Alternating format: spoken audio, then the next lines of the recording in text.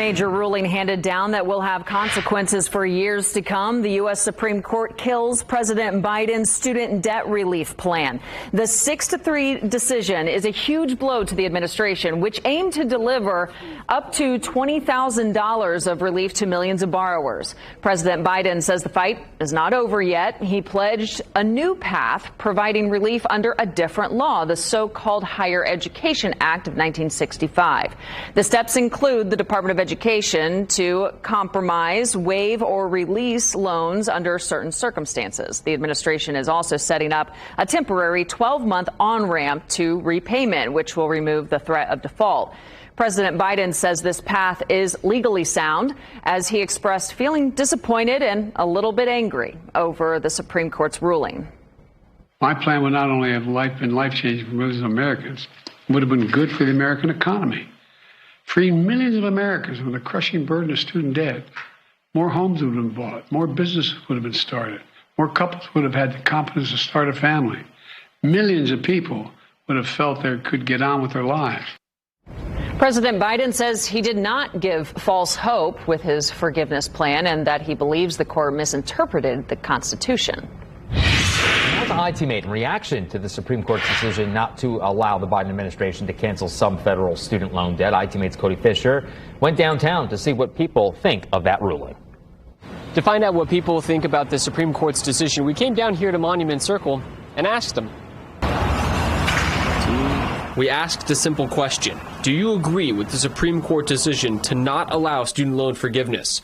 Off the bat, some people answered, but didn't want to talk on camera about it. Could we interview you about Oh, no. Okay, that's fine. Thanks, so. Yeah, no problem.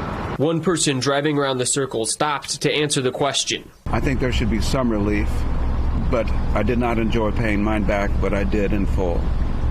You think other people should do the same? Maybe not anymore. Times were different back then. People who agreed with the Supreme Court decision explained why. I paid for mine.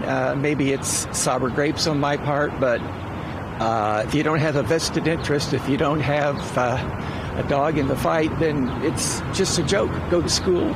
You know, what reason do you have to really work hard? And when you borrow money, you should pay it back. You should plan on, having the student loan and figure out a way as you move into adulthood and working that you're going to be able to pay it back. One person we spoke with says the decision by the Supreme Court is not a simple issue because of the continually rising costs of higher education. It's a really nuanced thing. Having a college degree is almost table stakes, and you kind of need one. And to have that with the escalation of the prices, I think is a little, not cool.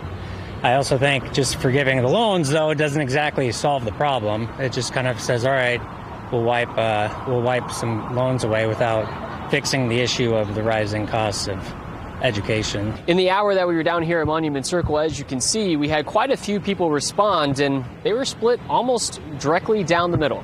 Reporting in Indianapolis, Cody Fisher, Wish TV, ITmate.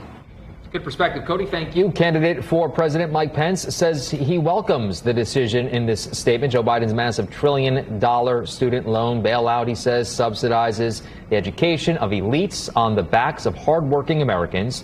And it was an egregious violation of the Constitution for him to attempt to do so unilaterally with the stroke of the executive pen.